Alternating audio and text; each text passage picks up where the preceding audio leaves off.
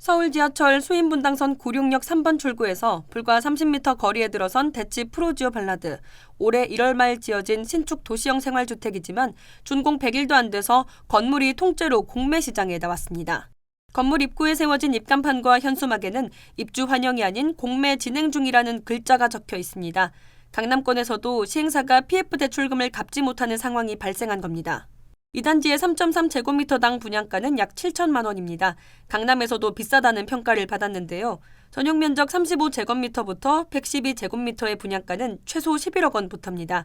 16개 타입 중 가장 비싼 펜트하우스의 경우 46억 9,200만 원으로 알려져 있습니다. 시세 대비 높은 분양가를 받으려고 후분양을 택했다가 침체된 부동산 시장에 직격탄을 맞았습니다. 결국 약 80가구 중 한 채도 주인을 찾지 못했습니다. 일부 호실이 분양됐지만 이마저도 다 취소된 것으로 전해집니다. 강남구 개포동 176-2번지에 위치한 대치 프루지오 발라드는 지하 2층부터 지상 12층까지 총 78가구 규모로 지어진 도시형 생활주택입니다. 시공사는 대우건설 자회사 대우ST입니다. 이 단지는 최근 한국자산관리공사의 온비드 시스템에 신탁공매 물건으로 올라왔습니다. 신탁공매는 법원 경매와 비슷한 절차로 시행사가 부동산을 담보로 대출을 받은 뒤 대출금을 제때 갚지 못했을 때 바로 공매에 붙이는 제도입니다.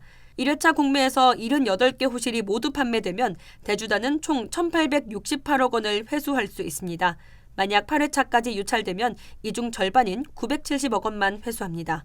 8회차 기준 3.3제곱미터당 평균 가격은 약 5,500만 원입니다.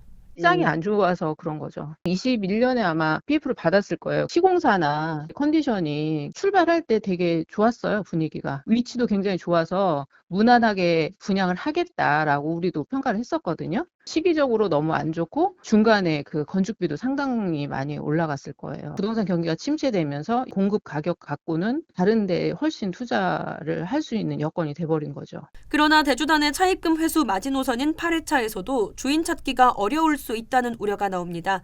이미 공매 시장에서는 반값에도 안 팔리는 물건들이 많기 때문인데요. 게다가 대치 프루지오 발라드의 경우 새 주인이 이 건물을 다시 분양시장에 내놓는 것 외에는 뾰족한 자금 회수 방안이 없다는 점에서 새 주인 찾기가 더욱 어려울 가능성이 높습니다. 이런 상황이 이어지면서 대우건설과 이스턴투자개발이 각각 40%를 투자해 만들었던 시행사는 파산했습니다. 강남 역세권 도시형 생활주택의 흥행 실패 원인으로는 고분양가와 더불어 아파트 대비 투자 가치가 떨어진다는 점이 꼽힙니다. 즉 값이 싸지 않은 도시형 생활주택은 경쟁력이 없다는 겁니다.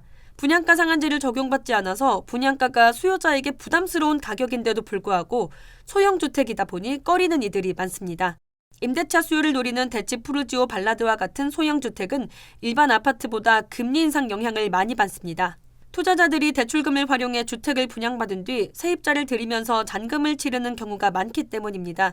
투자 상품의 경우 금리가 낮을 때면 분양 성적도 좋고 세입자를 구하기도 어렵지 않지만 고금리 시기에는 전세금리도 올라서 세입자 찾기가 어렵고 잔금 납부도 쉽지 않습니다. 부동산 호황기였던 2020년 하반기 개포동에서 3.3제곱미터당 5천만 원에 분양했던 28가구 규모 개포 자이른에는 완판했습니다.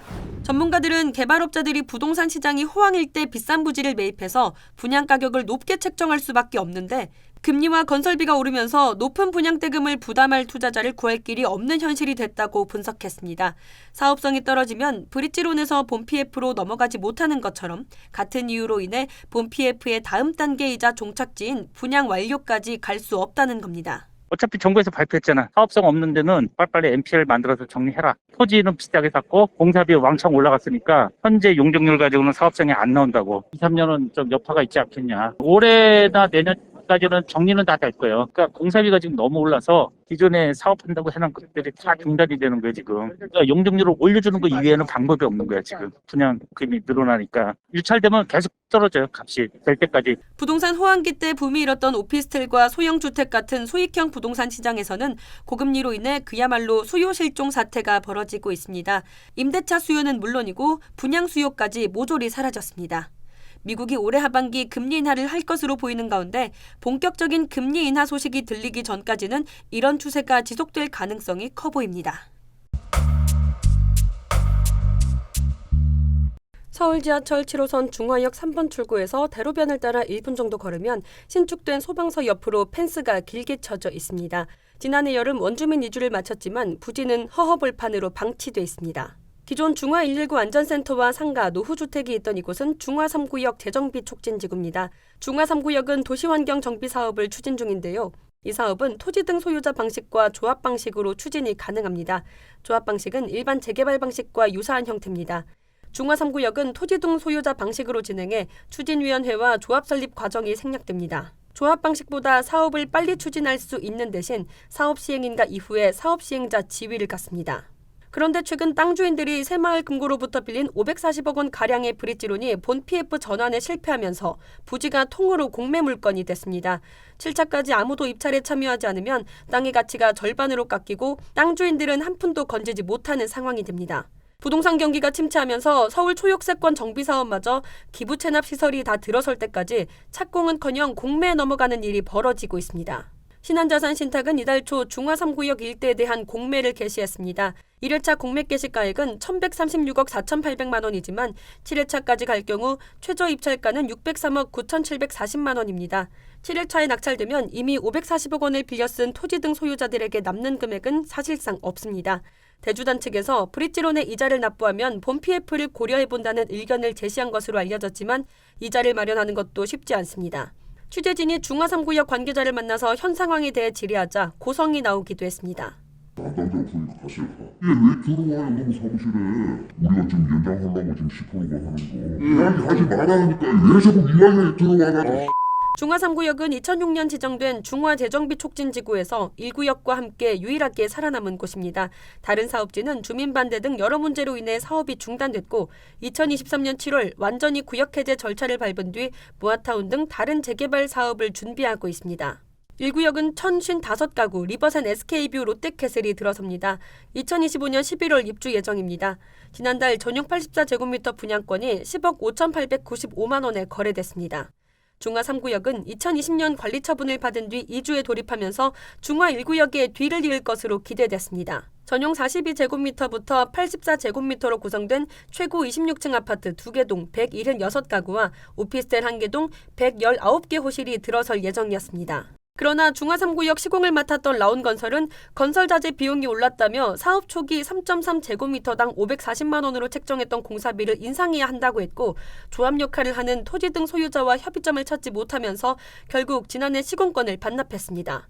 라온이 본 PF를 신청을 하니까 2021-22년도 실적이 전혀 없는 거예요. 수익성 빠지는 거지. 그 내막은 모르겠지만 안 되는 와중에 기하급수적으로 늘은 거예요. 라온은 그런 공사비라도 올려줘라. 근데 이제 여기 주민들이 체감을 못한 거지. 안 된다 하다가 시기를 상실해갖고 750까지 올라가 버린 거예요. 포기할 수뿐이 없지. 시공사를 이룬 중화 3구역은 한번 연장했던 브릿지론 만기가 다시 돌아온 가운데 대주단인 새마을금고가 추가 연장과 본 PF를 거절하면서 540억 원과 이자를 내야 하는 처지에 놓였습니다. 하지만 대부분 정비사업 주체가 그러하듯 분양대금 외에는 돈을 마련할 방법이 없습니다. 중화 3구역은 조합이 없는 재개발 사업지로 주체의 책임을 묻기도 어렵습니다. 중화 3구역 토지 등 소유자 66명은 사업 초기부터 영창개발이라는 부동산 회사를 시행 파트너로 선정하고 2016년 하반기 구청에 정비 위반 제안을 신청했습니다. 이 방식은 최근 들어 정비 사업에서 자주 볼 수 있는 신탁 방식과 비슷한 모습입니다.